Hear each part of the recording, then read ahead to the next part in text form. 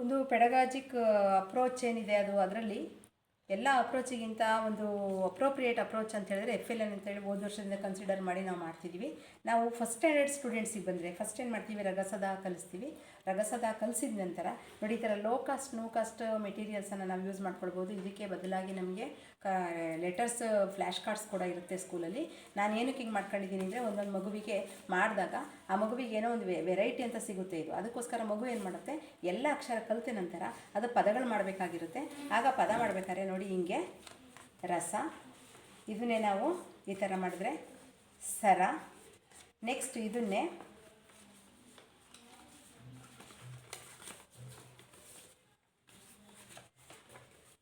ಈ ಥರ ಮಾಡಿದ್ರೆ ದಸರಾ.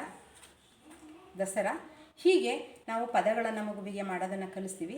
ಮಗು ಪದ ಕಲಿತು ಒತ್ತಕ್ಷರ ಕಾಗುಣಿತ ಕಲಿತು ಒತ್ತಕ್ಷರಕ್ಕೆ ಬಂದಾಗ 2 ಅಕ್ಷರ 3 ಅಕ್ಷರದ ಪದಗಳನ್ನು ಕೂಡ ನಾವು ಮಾಡ್ಬೋದು. ಯಾಕೆ ಅಂತ ಹೇಳಿದ್ರೆ ಇದೇ ರೀತಿಯಲ್ಲಿ ಎಲ್ಲ ಕ್ಲಸ್ಟರ್ 10 ಹಂತದ ಅಕ್ಷರಗಳು ಏನಿದಾವೆ ಅವು ಅಕ್ಷರಗಳೇನಿದಾವೆ ಅವುಗಳನ್ನು ಕಲಿಸ್ಬಿಟ್ಟು ನಂತರ ನಾವು ಪದಕ್ಕೆ ಹೋಗ್ತೀವಿ. ಪದ ಆದಮೇಲೆ ಚಿಕ್ಕ ಚಿಕ್ಕ ವಾಕ್ಯಕ್ಕೆ ಹೋಗ್ತೀವಿ. ಈ ರೀತಿಯಾಗಿ ಕಲಿಸಿದ ಮೇಲೆ ನಾವು ಎಲ್ಲ ಹಂತಗಳನ್ನು ನೆಕ್ಸ್ಟ್ ನಾವೇನು ಮಾಡ್ತೀವಿ, ಕಾಗುಣಿತ ಆಗಿರುತ್ತೆ. ಕಾಗುಣಿತ ಆದಮೇಲೆ ಪದಗಳು ಬಂದಾಗ ನೋಡಿ ಈ ಥರ ಸಿಂಪಲ್ಲಾಗಿ 2 ಅಕ್ಷರದ ಪದಗಳೇನಿದ್ದಾವೆ, ಈಗ ಮಧ್ಯಕ್ಕೆ ಡು ಅಂತ ಕೊಟ್ಬಿಟ್ಟು ಸುತ್ತಕ್ಕೂ ಅಕ್ಷರಗಳನ್ನು ಕೊಟ್ಟರೆ ಆ ಮಗು ಪದಗಳನ್ನು ಅದದಾಗಿ ರಚನೆ ಮಾಡ್ತದೆ. ಅದಾದಮೇಲೆ ನಾವು ಬೇಕಾದ್ರೆ ಈ ಥರ ಬೇಕಾದರೂ ಮಾಡಬಹುದು.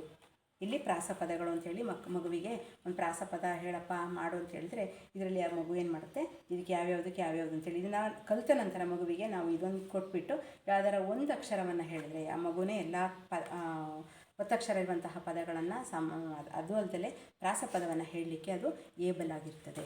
ನೆಕ್ಸ್ಟ್ ಅದಾದಮೇಲೆ ನೋಡಿ ಇದು ಸರಳ ಅಕ್ಷರಗಳನ್ನು ಕಲಿತ ನಂತರ ಮಗು ಈ ಥರ ಬೇಕಾದ್ರೆ ಮಾಡ್ಬೋದು. ಅರಸ, ಸರಸ, ಬೇಕಾದರೆ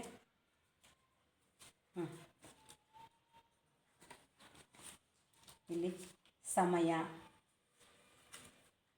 ನೆಕ್ಸ್ಟು ಕಾರಣ. ಹೀಗೇ ಇದು ಅಕ್ಷರಗಳನ್ನು ಈ ಥರ ಚೇಂಜ್ ಮಾಡ್ತಾ ಹೋದ ಹಾಗೆ ಪದಗಳು ಬರ್ತಾ ಇರ್ತವೆ. ಬೇಕಾದಷ್ಟು ಪದಗಳನ್ನು ಮಗು ಒಂದು ಚಿಕ್ಕ ಕಾರ್ಡಲ್ಲಿ ಈ ರೀತಿಯಾಗಿ ನಾವು ಇದನ್ನು ಏನಂತ ಹೇಳ್ತೀವಿ ಅಂದರೆ ಇದು ಒಂದು low cost no cost materials TLMಗಳಾಗಿರ್ತವೆ. ಇಂಥದ್ದನ್ನು ಬೇಕಾದಷ್ಟನ್ನು ನಾವು ನಮ್ಮ ಕ್ಲಾಸಲ್ಲಿ ಮಾಡಿಟ್ಕೊಂಡಿರಬೇಕು. ಮಗುವಿಗೆ ನಾವು ಚೆನ್ನಾಗಿ ಕಲಿಸ್ಬೇಕು ಅಂತ ಹೇಳಿದ್ರೆ ಇದು ಬೇಕೇ ಬೇಕಾಗುತ್ತೆ. ಅದೇ ರೀತಿಯಲ್ಲಿ ಇಂಗ್ಲೀಷಲ್ಲೂ ಕೂಡ ಅಷ್ಟೇ COAPT ಅಂತ ಕಲಿಸ್ತೀವಿ. ಇದು COAPT. ಮತ್ತು ಈ COAPT ಕಲಿತ ನಂತರ ಒಂದು ಮಗು ಏನು ಮಾಡುತ್ತೆ, ವರ್ಡ್ ಫ್ಯಾಮಿಲಿಯನ್ನು ಕಲ್ತ್ಕೊಬಿಟ್ಟು ಅದಕ್ಕೆ ಪದಗಳನ್ನು ರಚನೆ ಮಾಡಬೇಕಾಗುತ್ತೆ. ನೋಡಿ COP ಕಾಪ್ ಅಂತ ಅಥವಾ TAP ಟ್ಯಾಪ್ ಅಂತ. ಅದು ಅಲ್ಲ ಅಂತ ಹೇಳಿದರೆ ನೋಡಿ TAP ಟ್ಯಾಪ್ ಅಂತ. ಹೀಗೆ ಒಂದು ಕಾರ್ಡನ್ನು ಇಟ್ಕೊಂಡ್ರೆ ಮಗು ಕಡಿಮೆ ಅಂದರೆ ಒಂದು 5-6 ಪದಗಳನ್ನು ಫ್ರೇಮ್ ಮಾಡಲಿಕ್ಕೆ ಏಬಲ್ ಆಗಿರ್ತದೆ. ಅದೇ ಥರ ನಾನು ಈ ಥರ ಕೂಡ 4 ಲೆಟರ್ ವರ್ಡ್ಸಿಗೆ ಬಂದಾಗ ಏನು ಸ್ವಲ್ಪ ಕಲಿತು ಲೆವೆಲ್ ಜಾಸ್ತಿ ಆದ ಹಾಗೆ ಇಲ್ಲಿ 4 ಲೆಟರ್ ವರ್ಡ್ಸ್ ಬರುತ್ತೆ. ನೋಡಿ ಇಲ್ಲಿ ಕೆ ಸೇರಿಸಿದ್ರೆ ಕೈಂಡ್, ಇದು ವರ್ಡ್ ಫ್ಯಾಮಿಲಿ ಆಗಿರ್ತದೆ. ಕೆ ಹಾಕಿದ್ರೆ ಕೈಂಡ್ ಆಗುತ್ತೆ, F ಹಾಕಿದ್ರೆ ಫೈಂಡ್, ಮೈಂಡ್. ಇದೇ ರೀತಿಯಾಗಿ ನಾವೇನು ಮಾಡ್ಬೋದು, ಮಗುವಿಗೆ ಹೆಚ್ಚು ಪದಗಳನ್ನು ನಾನು ಇಲ್ಲಾಂದ್ರೂ ಒಂದು ವೇಳೆ ನನ್ನ ಅಟೆಂಡೆನ್ಸ್ ಅವತ್ತಿಲ್ಲ ನನ್ನದು CL ಹಾಕಿದ್ದೀನಿ ಅಂದರೆ ಕೂಡ ಮಕ್ಕಳೇನು ಮಾಡ್ತವೆ, ಈ ಒಂದು TLMಗಳನ್ನು ಬಳಸ್ಕೊಂಡು ಸಿಕ್ಕಾಪಟ್ಟೆ ಪದಗಳನ್ನು ಮಾಡಬೇಕಾಗಿರುತ್ತೆ. ಅವು ರಿಸೈಡ್ ಮಾಡಬೇಕಾಗಿರುತ್ತೆ.